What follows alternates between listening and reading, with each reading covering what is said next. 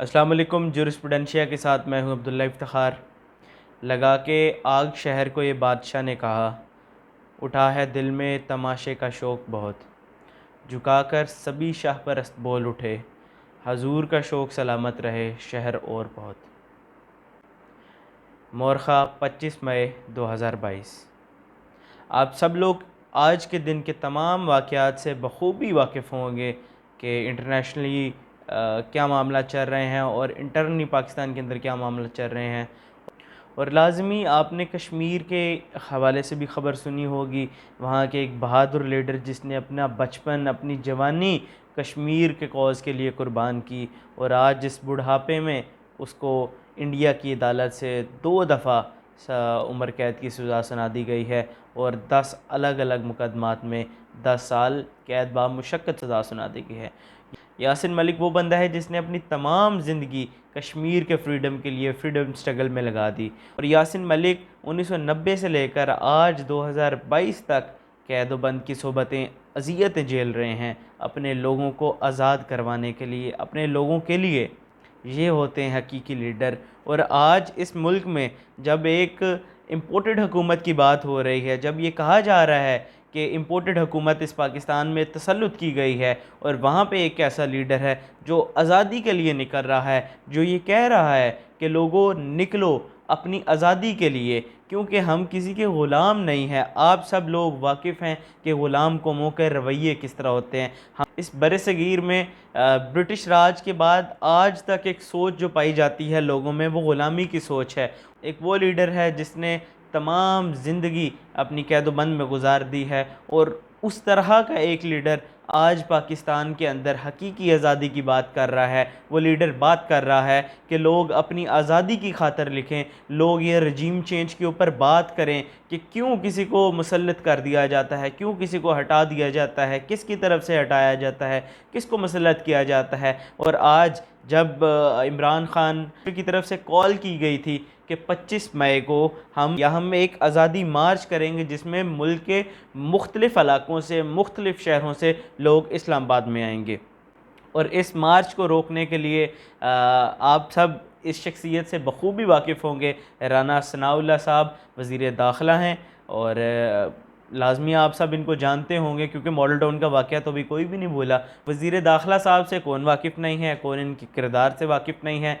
जब इमरान खान की तरफ से ये कॉल की गई कि अवाम हकीकी आज़ादी के लिए आज़ादी मार्च के अंदर शामिल हो और 25 तारीख़ वाले दिन 25 मई को इस्लामाबाद में जमा हो, तो हुकूमत की तरफ से हुकूमत बौखलाहट का शिकार हो गई।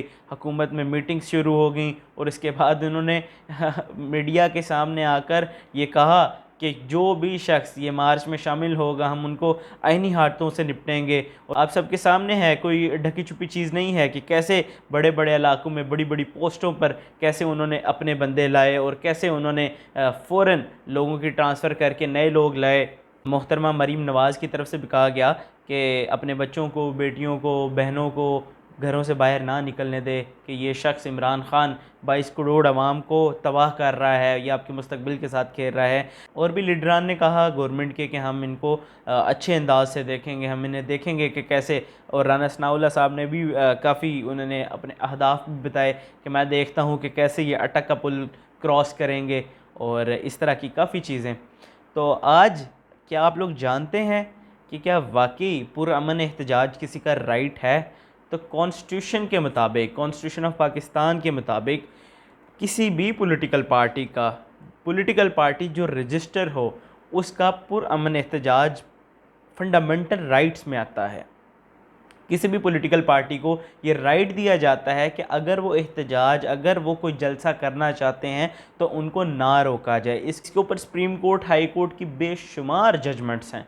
इस रजीम चेंज से पहले जब इमरान खान साहब की गवर्नमेंट थी, जब भी अपोजिशन की तरफ से कॉल की गई कि हमने एहतजाज करना है, हमने धरना करना है, हमने मार्च करना है, इमरान खान की तरफ से कहा गया कि इस्लामाबाद आपके लिए खुला है, आप जब मर्जी आएँ, बल्कि हम आपको शेल्टर प्रोवाइड करेंगे, हम आपको खाना प्रोवाइड करेंगे। आप सबके सामने है कि मौलाना फजलुर रहमान साहब जब धरना लेकर आए थे तो कैसे इमरान खान साहब ने कहा था कि आप लोगों का वेलकम करते हैं, आप यहाँ पे बैठें, किसी चीज़ की ज़रूरत हो तो हमें लाजमी बताइएगा। ऐसा शख्स जिसने अपने टाइम के अंदर आप सबके साथ ये सलूक किया हो कि आप में से कोई भी पॉलिटिकल पार्टी, अब तो इसको पॉलिटिकल पार्टी नहीं कह सकते, अब तो हम इसको चू चू का मुरब्बा कह सकते हैं, क्योंकि डिफरेंट पॉलिटिकल पार्टीज़ के बड़े बड़े चोर मिलकर एक गवर्नमेंट बनाते हैं और अब वो मुल्क पे हुक्मरानी कर रहे हैं, बादशाहत कर रहे हैं, और उनका दिल कर रहा है इस मुल्क को जलाने का। तो बाकी जितने शाहपरस्त हैं वो तो बैठेंगे, वो तो उनको मानेंगे, और उन्होंने तो मानना ही है और वो कहेंगे, क्योंकि उनकी सोच तो हमेशा गुलामाना रहेगी, वो तो गुलामी की बात करेंगे। तो अब कॉन्स्टिट्यूशन के मुताबिक जब पॉलिटिकल पार्टीज़ को ये राइट दिया गया है कि आप धरना, आप कोई भी ऐसा जलसा कर सकते हैं, या आपका फंडामेंटल राइट्स में है, तो कैसे मौजूदा गवर्नमेंट एक पॉलिटिकल पार्टी जो इनसे पहले गवर्नमेंट के अंदर रही है उसको रोके, उनके ऊपर शैल बरसाए, उन पर गोलियां चलाए, उनके रहनुमाओं की पकड़ दकड़ करे। आप सबके सामने आज की मार से एक दिन पहले गिरफ्तारियां शुरू हुई, लोगों के घरों में जाके इन्होंने रेड करना स्टार्ट की विदाउट वारंट। जस्टिस नासरा जवेद इकबाल साहिबा के घर में भी इन्होंने रेड की विदाउट वारंट, उनके बेटे को देखने के लिए। ये किस चीज़ की बात करते हैं, ये किस लॉ की बात करते हैं? As a student of law हमें शर्म आती है कि यार ये क्या कर रहे हैं, ये कानून के साथ खिलवाड़ कर रहे हैं। इमरान खान के बारे में बात की कि इसने कॉन्स्टिट्यूशन की खिलाफ वर्जी की है, क्या ये कॉन्स्टिट्यूशन की खुल्लम खुला खिलाफ वर्जी नहीं है? जब कॉन्स्टिट्यूशन में बताया गया है, जब ये फंडामेंटल राइट्स में है कि पॉलिटिकल पार्टीज़ अपना धरना, अपने एहतजाज का कॉल, अपने मार्च कर सकते हैं, तो कैसे ये पॉलिटिकल पार्टी को रोक सकते हैं? ये तो खुल्लम खुला कॉन्स्टिट्यूशन की बिल्कुल कॉन्स्टिट्यूशन को ना मानने वाली बात है, लेकिन इनको पूछने वाला कोई नहीं, क्योंकि वो कहते हैं कि हर बंदे का वक्त आता है, और आज शायद इनका वक्त चल रहा है। इस वजह से आज क्योंकि गवर्नमेंट में है तो इनको कोई पूछने वाला नहीं।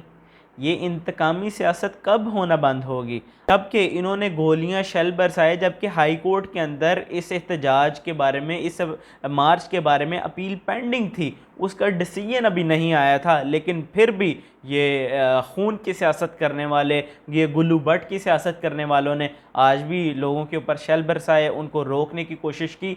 इनके बारे में सोच सकते हैं कि ये कैसी सोच रखते हैं? कंटेनर, रोड को खोदना, रोड के ऊपर शीशों का फेंकना, ये कैसी कैसी, क्या ये मुल्क जंग में है? ऐसे नज़र आ रहा है कि जंग लगी हुई है और आप इसको रोक रहे हैं, लेकिन ये एक पॉलिटिकल पार्टी का हक है, आप उसको महरूम कर रहे हैं। ये फ्रीडम ऑफ स्पीच के ख़िलाफ़ है, ये फ्रीडम ऑफ लिबर्टी के ख़िलाफ़ है, ये फ्रीडम ऑफ मूवमेंट के ख़िलाफ़ है, और ये पॉलिटिकल पार्टीज़ का फंडामेंटल राइट है जिसको आज की गवर्नमेंट वायलेट कर रही है। स्टूडेंट ऑफ लॉ, मेरी भी गवर्नमेंट से अपील है कि खुदारा ऐसे काम करने से बाज आएँ।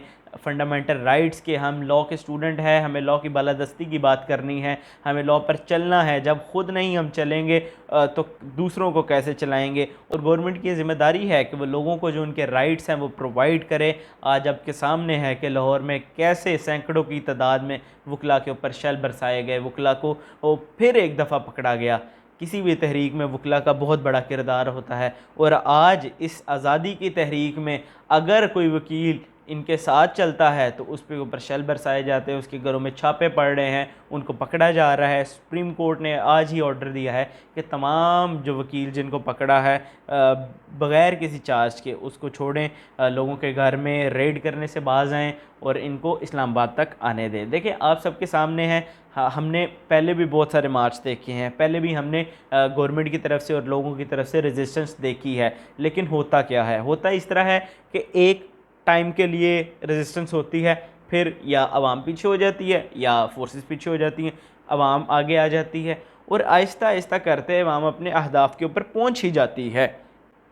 जब एक बंदा अपने हदफ के ऊपर पहुंच जाता है तो उसके ऊपर शल बरसाने की और उसके ऊपर गोलियां बरसाने की आपको क्या ज़रूरत है? आप कानून के मुहाफिज लोग हैं, और यही फोर्सेस के थ्रू, इन बेचारों का क्या कसूर है? इनका कोई कसूर नहीं है, ये भी आम शहरियों की तरह इस मुल्क के वफ़ादार हैं, लेकिन इनको चलाने वाले, इनकी जो कठपुतलियाँ ऊपर बैठी हैं, ये इनको ऐसे ऑर्डर्स देते हैं ताकि लोगों के ऊपर जुल्म बर्बरियत के पहाड़ तोड़ें और एक पॉलिटिकल पार्टी को अपना फंडामेंटल राइट हासिल ना करने दें।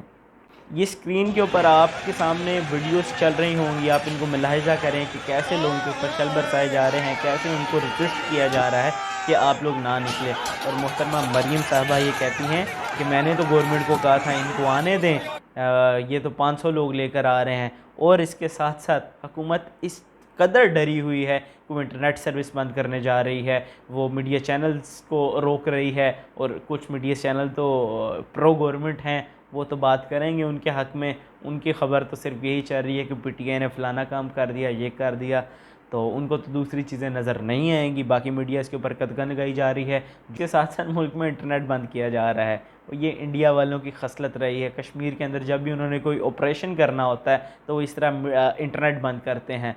तो और आज भी कश्मीर के अंदर 1000 दिन से ज़्यादा हो गए कर्फ्यू नाफिज़ है और इंटरनेट भी बंद है। वो सिर्फ इस वजह से बंद है कि बाहर के लोगों को ना पता लगे कि यहाँ पे क्या हो रहा है। और आज की गवर्नमेंट भी 2022 के अंदर भी यही गवर्नमेंट ये काम कर रही है कि इंटरनेट ख़त्म कर रही है, पूरे पाकिस्तान के अंदर से बंद कर रही है, ताकि लोगों को ग्राउंड रियलिटीज़ का ना पता लगे और ये लोगों के ऊपर जुल्म के पहाड़ तोड़ सके। तो कॉन्स्टिट्यूशन की बालादस्ती की खातिर, कॉन्स्टिट्यूशन की सुप्रीमेसी की खातिर हमें ये स्टेप लेना पड़ेगा। हर बंदे को इसकी आवाज़ उठानी पड़ेगी कि आज ये जो गवर्नमेंट वाले जुल्म कर रहे हैं, ये कानून तोड़ रहे हैं, वो आज ही ये ख़त्म करना पड़ेगा। और क्योंकि एक पॉलिटिकल पार्टी एक पाकिस्तान की बड़ी पॉलिटिकल पार्टी डिमांड कर रही है कि इलेक्शन हो, फेयर इलेक्शन हो, तो ये इलेक्शन से क्यों डर रहे हैं? अगर इनको इतना ही इत्मीद है कि हमें आवाम वोट देगी, तो इनके दिल में चोर है, इस वजह से ये कुछ नहीं करना चाह रहे।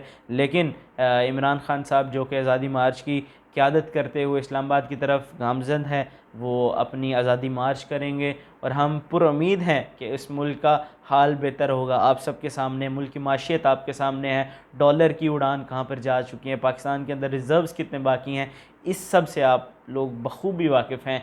आप लोग देख रहे हैं हमारे सामने श्रीलंका की एग्ज़ाम्पल है। हम लोग क्या कर रहे हैं? आज भी जिस बंदे की गवर्नमेंट आती है उसके लोग खुश हो जाते हैं कि यार अब तो हमें सरकारी अपॉइंटमेंट मिलेंगी, हमें टेंडर्स मिलेंगे, हमें बहुत कुछ मिलेगा। लेकिन आज तक किसी ने मुल्क की खातिर नहीं सोचा। एक ये लीडर इमरान खान जो मुल्क की खातिर निकला है, मुल्क की खातिर सोच रहा है, इसको भी दबाया जा रहा है और इससे पहले भी लीडरान को दबाया गया था। एक दफ़ा अपनी पॉलिटिकल एफिलिएशंस को बिल्कुल साइड पे करके सोचें कि क्या एक पॉलिटिकल पार्टी को पुरअमन एहतजाज करने से रोका जा सकता है? मेरा आप सबसे सवाल है। और अगर आप समझते हैं कि ये नहीं रोका जा सकता, तो आप भी किसी न किसी सतह के ऊपर ये आवाज़ उठाएं कि ये जो किया जा रहा है ये अनकॉन्स्टिट्यूशनल एक्ट है, ये गवर्नमेंट की तरफ से इख्तियारात का नाजायज़ इस्तेमाल है। ये थी आज की वीडियो को लाजमी शेयर करें। आपसे मुलाकात होगी इंशाल्लाह अगली वीडियो में। तब तक के लिए अल्लाह हाफ़िज़।